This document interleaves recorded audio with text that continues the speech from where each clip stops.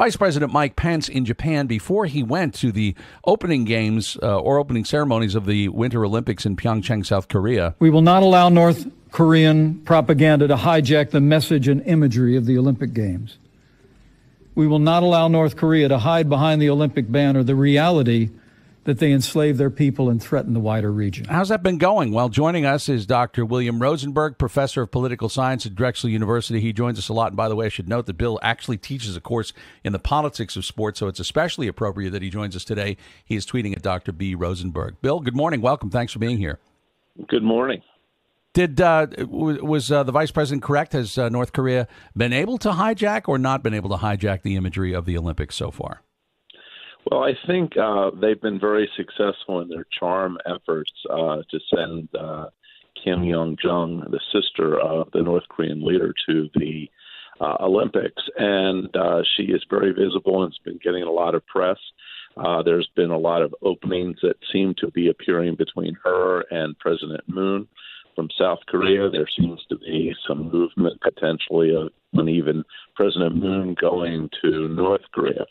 But in the backdrop, there's also other things that have actually just been very recently released over the last 24 hours about Pence having conversations with President Moon saying, look, you can talk to them, but you can't give them any money like you did in 2000 when he gave them $500 million.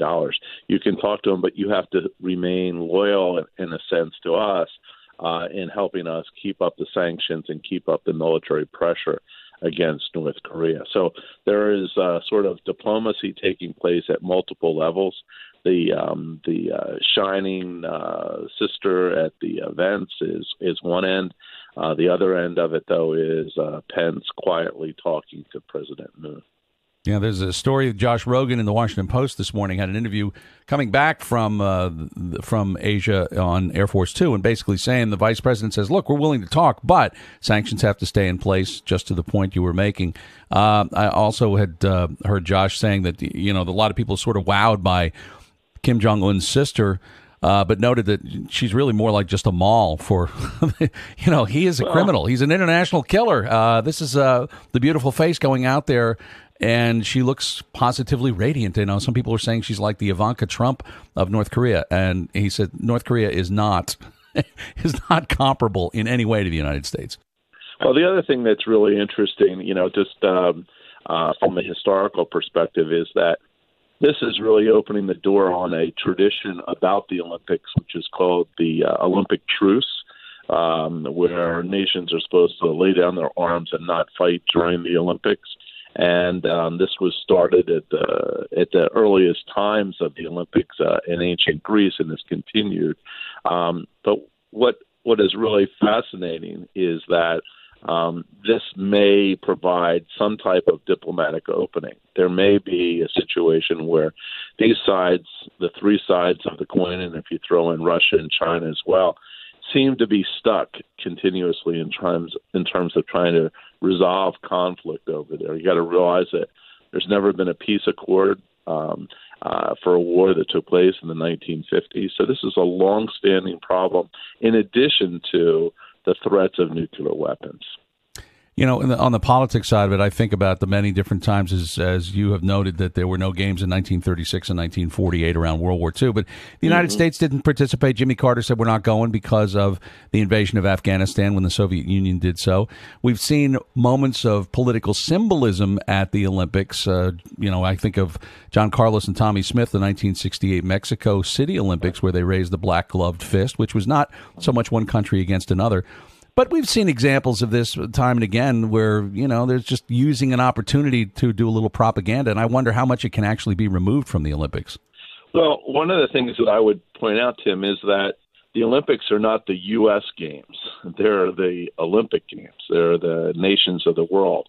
And you're quite correct. The United States did not go to the Olympics when we were concerned about Afghanistan. The Russians didn't come as well to the United States. There have been a variety of instances where countries have used the Olympic stage to make political causes. We also have to recognize that there are other games that are out there. The communist countries around the world have been having their games for a long time. as well as the Arab games, as well as the British having their own empire games. So there's a lot of international competition that often gets expressed with political imagery and symbols and conflict as well. And, your point about Tommy Smith and John Carlos is an excellent example. They basically raised their hands, out of pride and out of a statement that says, that this is a very important time, that blacks need to be recognized. And they were immediately escorted out of the games by Avery Brundage, who happened to also be the same person that was involved in the 1936 debacle at the Olympics as well. And, boy, what a connection. And, of course, the 72 Olympics, which in Munich resulted in the deaths of the murdered Israeli track team, which, terrorists had taken over that. So Avery Brundage was involved in that additionally. So he's got a long track record of being associated with politics, which many Americans probably feel has been inappropriate. Bill Rosenberg, again, professor of political science at Drexel University. There's been much lately about this memo that first the Republican members of the Intelligence Committee in the House put forward. The president looked at it, said, yeah, we're going to release this. The Democrats put their response out. The president looked at it, said, well, we've got to change some things in this. Democrats cried foul. This is part of a lot of information that people are getting about Russian investigations. How do you think the public is processing this? That's your field. Well, I think what we're facing here is that I think there's kind of an information overload. I think information is always really good.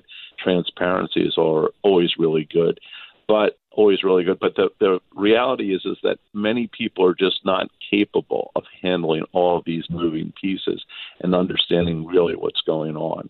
There is a clear distinction that many people fail to remember between Mueller's investigation and the investigations and hearings that are taking place in Congress. Both of them involve the Russian situation, but one with Congress is designed to really clean up elections and make sure that problems don't happen in the future, while Mueller's investigation is really a criminal investigation, and his information may influence what happens in the Congress, but they're really two different pathways.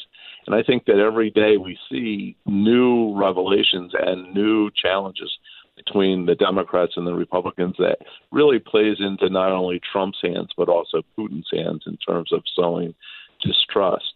And I guess the last thing I would say is that the president is in a good position for himself by being able to go out and say, well, I think I'm going to release it, but I'm going to be dependent upon my advisors decide, and then he can make them the bad cop, and he can sort of go along by saying, well, I would do it, but I'm not really able to do it. So there's this posturing and framing that we often talk about and in political communication. And I think he's trying to frame not only this issue with the memos and what's going on with the investigations, but he's also trying to do the same type of framing of the political and social ramifications about the domestic abuse situations that are swirling not just at the White House, but around the country as well.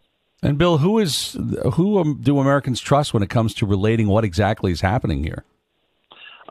They trust the people they believe in. There's not one side. So that, when you look, the public looks to the sources of information that they respect. And if you take a look, the Democrats are looking more towards Adam Schiff.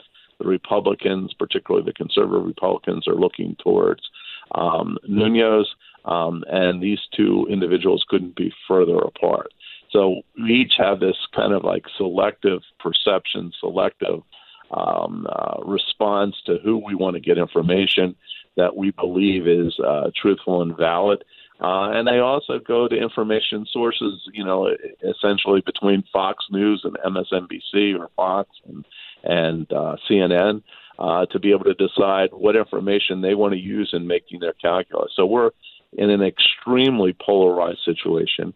I think many people are holding out the hope that Mueller is going to come forward and he's going to be, quote, the man who is going to give us the answers. But even when he comes forward, we're really facing a situation where he has been repeatedly sort of disarmed and defanged, if you might say, by the Republicans and by the Trump administration to say that, look, this isn't really a valid investigation, and look, there really is a lot of political infighting that's taking place, and we really shouldn't pay attention to the man behind the curtain, as we all saw in the movie The Wizard of Oz.